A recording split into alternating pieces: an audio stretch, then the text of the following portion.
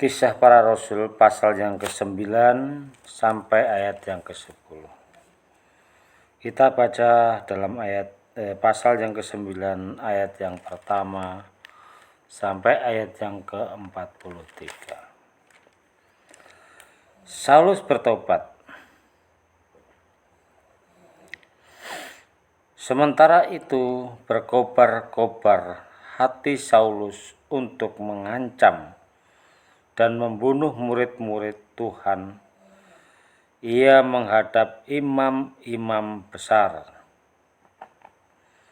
dan meminta surat kuasa daripadanya untuk dibawa ke majelis-majelis Yahudi di Damsyik, supaya jika ia menemukan laki-laki atau perempuan yang mengikuti jalan Tuhan, ia menangkap mereka dan membawa mereka ke Yerusalem. Dalam perjalanannya ke Damsyik, ketika ia sudah dekat kota itu, tiba-tiba cahaya memancar dari langit, mengelilingi dia. Ia rebah ke tanah, dan kedengaranlah olehnya suatu suara yang berkata kepadanya, "Saulus, Saulus, mengapakah engkau menganiaya aku?" Jawab Saulus, "Siapakah engkau, Tuhan?" Katanya, "Akulah Yesus yang kau aniaya itu. Tetapi bangunlah dan pergilah ke dalam kota. Di sana akan dikatakan kepadamu apa yang harus kamu perbuat." Maka termangu-mangulah teman-temannya seperjalanan, karena mereka memang mendengar suara itu, tetapi tidak melihat seorang juga pun. Saulus bangun dan berdiri, lalu membuka matanya, tetapi ia tidak dapat melihat apa-apa. Mereka harus menuntun dia masuk ke Damsyik. 3 hari lamanya ia tidak dapat melihat, dan 3 hari lamanya ia tidak makan dan minum. Di Damsyik ada seorang murid Tuhan bernama Ananias. Firman Tuhan kepadanya dalam suatu penglihatan. "Ananias," jawabnya. "Ini aku, Tuhan." Firman Tuhan, "Mari, pergilah ke jalan yang bernama Jalan Lurus, dan carilah di rumah Yudas seorang dari Tarsus yang bernama Saulus. Ia sekarang berdoa." Dan dalam suatu penglihatan ia melihat bahwa seorang yang bernama Ananias masuk ke dalam dan menumpangkan tangannya ke atasnya, supaya ia dapat melihat lagi. Jawab Ananias, "Tuhan, dari banyak orang telah kudengar tentang orang itu, betapa banyaknya kejahatan yang dilakukannya terhadap orang-orang kudus-Mu di Yerusalem. Dan ia datang kemari dengan kuasa penuh dari imam-imam kepala untuk menangkap semua orang yang memanggil nama-Mu." Tetapi firman Tuhan kepadanya, "Pergilah, sebab orang ini adalah alat pilihan bagiku untuk memberitakan namaku kepada bangsa-bangsa lain serta raja-raja dan orang-orang Israel. Aku sendiri akan menunjukkan kepadanya betapa banyak penderitaan yang harus ia tanggung oleh karena namaku." Lalu pergilah Ananias ke situ dan masuk ke rumah itu. Ia menumpangkan tangannya ke atas Saulus, katanya, "Saulus, saudaraku, Tuhan Yesus yang telah menampakkan diri kepadamu di jalan yang engkau lalui, telah menyuruh aku kepadamu, supaya engkau dapat melihat lagi dan penuh dengan Roh Kudus." Dan seketika itu juga seolah-olah selaput gugur dari matanya, sehingga ia dapat melihat lagi. Ia bangun lalu dibaptis. Dan setelah ia makan, pulihlah kekuatannya. Saulus dalam lingkungan saudara-saudara. Saulus tinggal beberapa hari bersama-sama dengan murid-murid di Damsyik. Ketika itu juga ia memberitakan Yesus di rumah-rumah ibadat dan mengatakan bahwa Yesus adalah anak Allah. Semua orang yang mendengarkan hal itu heran dan berkata, "Bukankah dia ini yang di Yerusalem mau membinasakan barang siapa yang memanggil nama Yesus ini? Dan bukankah ia datang ke sini dengan maksud untuk menangkap dan membawa mereka ke hadapan imam-imam kepala?" Akan tetapi Saulus semakin besar pengaruhnya, dan ia membingungkan orang Yahudi yang tinggal di Damsyik, karena ia membuktikan bahwa Yesus adalah Mesias. Beberapa hari kemudian, orang Yahudi merundingkan suatu rencana untuk membunuh Saulus. Tetapi maksud jahat itu diketahui oleh Saulus. Siang malam orang-orang Yahudi mengawal semua pintu gerbang kota supaya dapat membunuh dia. Sungguh pun demikian, pada suatu malam murid-muridnya mengambilnya dan menurunkannya dari atas tembok kota dalam sebuah keranjang. Setibanya di Yerusalem, Saulus mencoba menggabungkan diri kepada murid-murid, tetapi semuanya takut kepadanya, karena mereka tidak dapat percaya bahwa ia juga seorang murid. Tetapi Barnabas menerima dia dan membawanya kepada rasul dan menceritakan kepada mereka bagaimana Saulus melihat Tuhan di tengah jalan dan bahwa Tuhan berbicara dengan dia, dan bagaimana keberaniannya mengajar di Damsyik dalam nama Yesus. Dan Saulus tetap bersama-sama dengan mereka di Yerusalem, dan dengan keberanian menghajar dalam nama Tuhan. Ia juga berbicara dan soal jawab dengan orang-orang Yahudi yang berbahasa Yunani, tetapi mereka itu berusaha membunuh dia. Akan tetapi selalu hal itu diketahui oleh saudara-saudara anggota jemaat. Mereka membawa dia ke Kaisarea dan dari situ membantu dia ke Tarsus. Selama beberapa waktu, jemaat di seluruh Yudea, Galilea, dan Samaria berada dalam keadaan damai. Jemaat itu dibangun dan hidup dalam takut akan Tuhan.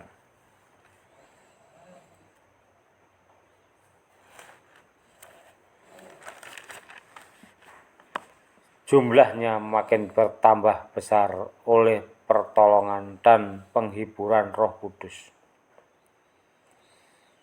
Petrus menyembuhkan Eneas dan membangkitkan Dorkas. Pada waktu itu, Petrus berjalan keliling mengadakan kunjungan ke mana-mana. Dalam perjalanan itu, ia singgah juga kepada orang-orang kudus yang di Lida. Di situ didapatinya seorang bernama Eneas yang telah 8 tahun terbaring di tempat tidur karena lumpuh. Kata Petrus kepadanya, "Eneas, Yesus Kristus menyembuhkan engkau. Bangunlah dan bereskanlah tempat tidurmu." Seketika itu juga bangunlah orang itu. Semua penduduk Lida dan Saron melihat dia, lalu mereka berbalik kepada Tuhan. Di Yope ada seorang murid perempuan bernama Tabita. Dalam bahasa Yunani Dorcas. Perempuan itu banyak sekali berbuat baik dan memberi sedekah. Tetapi pada waktu itu ia sakit lalu meninggal. Dan setelah dimandikan mayatnya dibaringkan di ruang atas. Lida dekat dengan Yope. Ketika murid-murid mendengar bahwa Petrus ada di Lida, mereka menyuruh 2 orang kepadanya dengan permintaan, "Segeralah datang ke tempat kami." Maka berkemaslah Petrus dan berangkat bersama-sama dengan mereka. Setelah sampai di sana, ia dibawa ke ruang atas dan semua janda datang berdiri dekatnya. Dan sambil menangis mereka menunjukkan kepadanya semua baju dan pakaian yang dibuat Dorcas waktu ia masih hidup. Tetapi Petrus menyuruh mereka semua keluar. Lalu ia berlutut dan berdoa. Kemudian ia berpaling ke mayat itu dan berkata, "Tabita, bangkitlah." Lalu Tabita membuka matanya, dan ketika melihat Petrus, ia bangun lalu duduk. Petrus memegang tangannya dan membantu dia berdiri. Kemudian ia memanggil orang-orang kudus beserta janda-janda, lalu menunjukkan kepada mereka bahwa perempuan itu hidup. Peristiwa itu tersiar di seluruh Yope dan banyak orang menjadi percaya kepada Tuhan. Kemudian daripada itu Petrus tinggal beberapa hari di Yope, di rumah seorang yang bernama Simon, seorang penyamak kulit. Petrus dan Kornelius. Pasal yang ke-10 sampai ayat 1 sampai ayat yang ke-48.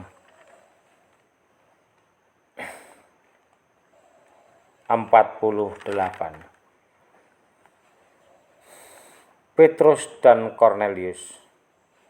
Di Kaisarea ada seorang yang bernama Kornelius, seorang perwira prajurit yang disebut pasukan Italia. Ia soleh, ia serta seisi rumahnya takut akan Allah, dan ia memberi banyak sedekah kepada umat Yahudi, dan senantiasa berdoa kepada Allah. Dalam suatu penglihatan kira-kira jam 3 petang, jelas tampak kepadanya seorang malaikat Allah masuk ke rumahnya dan berkata kepadanya, "Kornelius." Ia menatap malaikat itu dan dengan takut ia berkata, "Ada apa Tuhan?" Jawab malaikat itu, "Semua doamu dan sedekahmu telah naik ke hadirat Allah, dan Allah mengingat engkau.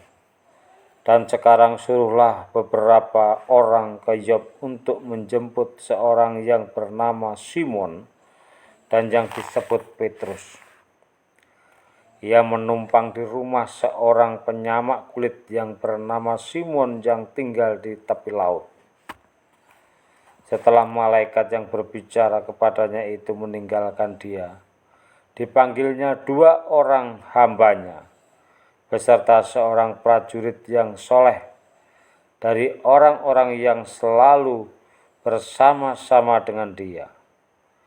Dan sesudah ia menjelaskan segala sesuatu kepada mereka, ia menyuruh mereka ke Yope.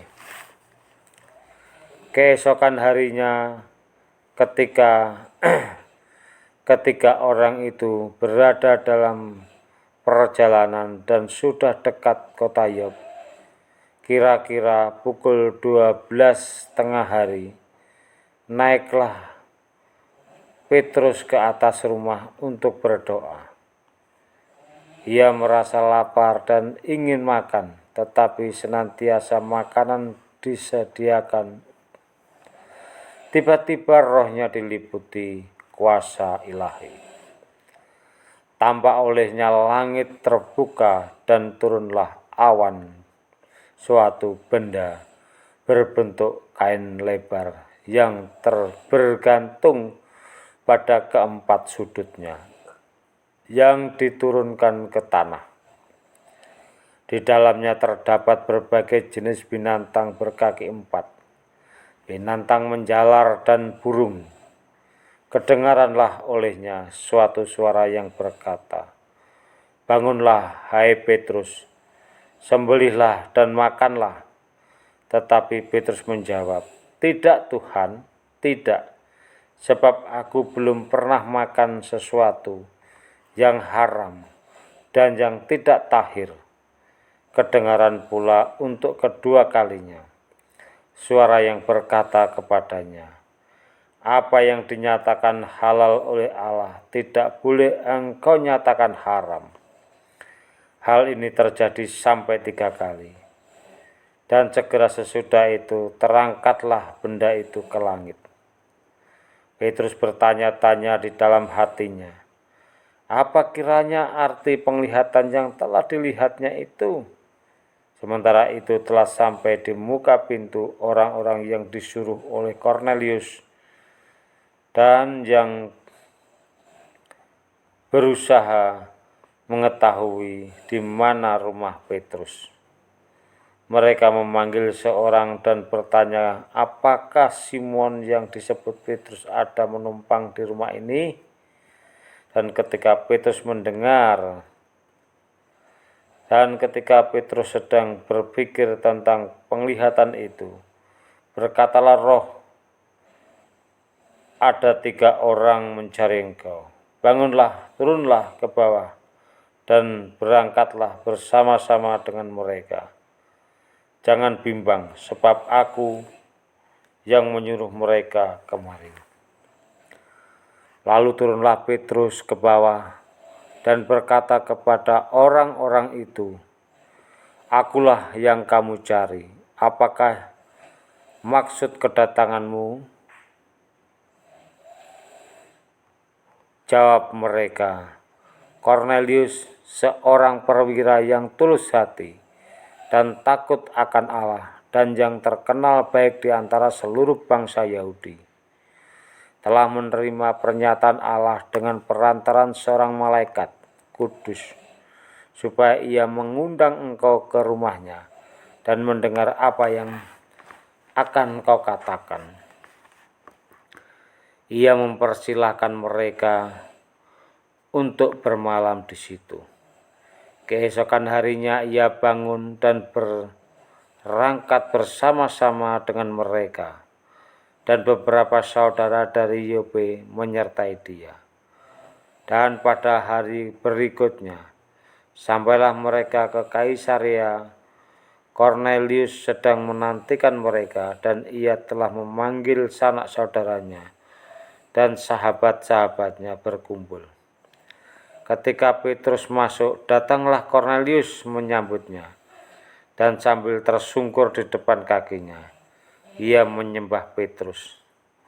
Tetapi Petrus menegakkan dia, katanya, "Bangunlah, aku hanya manusia saja." Dan sambil bercakap-cakap dengan dia, ia masuk dan mendapati banyak orang sedang berkumpul. Ia berkata kepada mereka, "Kamu tahu betapa kerasnya larangan bagi seorang Yahudi untuk bergaul dengan orang-orang yang bukan Yahudi atau masuk ke rumah mereka. Tetapi Allah telah menunjukkan kepadaku bahwa aku tidak boleh menyebut orang najis atau tidak tahir. Itulah sebabnya aku tidak berkeberatan ketika aku dipanggil lalu datang kemari. Sekarang aku ingin tahu apa sebabnya kamu memanggil aku."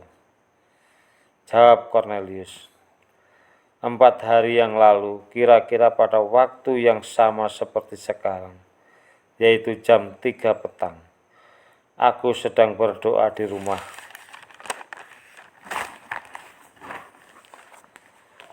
Tiba-tiba ada seorang berdiri di depanku, pakaiannya yang berkilau-kilauan, dan ia berkata, "Kornelius, doamu telah didengarkan Allah, dan sedekahmu telah diingatkan di hadapannya. Suruhlah orang ke Yope untuk menjemput Simon, yang disebut Petrus. Ia sedang menumpang di rumah Simon, seorang penyamak kulit, yang tinggal di tepi laut. Karena itu segera kusuruh orang kepadamu, dan dengan senang hati engkau telah datang. Sekarang kami semua sudah hadir di sini, di hadapan Allah untuk mendengarkan apa yang ditugaskan Allah kepadamu." Lalu mulailah Petrus berbicara, katanya, "Sesungguhnya aku telah mengerti bahwa Allah tidak membedakan orang. Setiap orang dari bangsa manapun yang takut akan Dia dan yang mengamalkan kebenaran berkenan kepadanya. Itulah firman yang Ia suruh sampaikan kepada orang-orang Israel, yaitu firman yang memberitakan dunia damai sejahtera oleh Yesus Kristus, yang adalah Tuhan dari semua orang. Kamu tahu tentang segala sesuatu yang terjadi di seluruh tanah Yudea, mulai dari Galilea sesudah baptisan yang diberitakan oleh Yohanes, yaitu tentang Yesus dari Nazaret, bagaimana Allah mengurapi Dia dengan Roh Kudus dan kuat kuasanya. Dia yang berjalan berkeliling sambil berbuat baik dan menyembuhkan semua orang yang dikuasai iblis, sebab Allah menyertai Dia. Dan kami adalah saksi dari segala sesuatu yang diperbuatnya di tanah Yudea maupun di Yerusalem. Dan mereka telah membunuh Dia dan menggantung Dia pada kayu salib." Yesus itu telah dibangkitkan Allah pada hari yang ketiga, dan Allah berkenan bahwa Ia menampakkan diri, bukan kepada seluruh bangsa, tetapi kepada saksi-saksi yang sebelumnya telah ditunjuk oleh Allah, yaitu kepada kami yang telah makan dan minum bersama-sama dengan Dia, setelah Ia bangkit dari antara orang mati.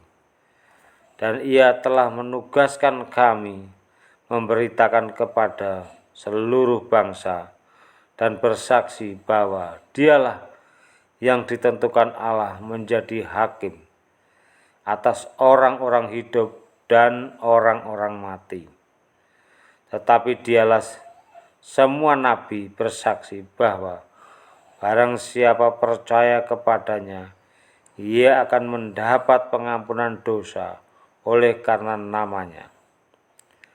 Ketika Petrus sedang berkata demikian, turunlah Roh Kudus ke atas semua orang yang mendengarkan pemberitaan itu. Dan semua orang percaya dari golongan bersunat yang menyertai Petrus tercengang-cengang karena melihat bahwa karunia Roh Kudus dicurahkan ke atas bangsa-bangsa lain juga.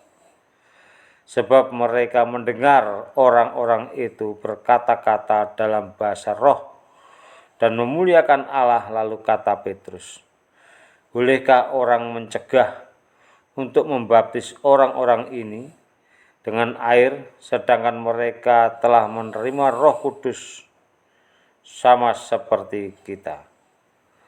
Lalu ia menyuruh mereka dibaptis dalam nama Yesus Kristus.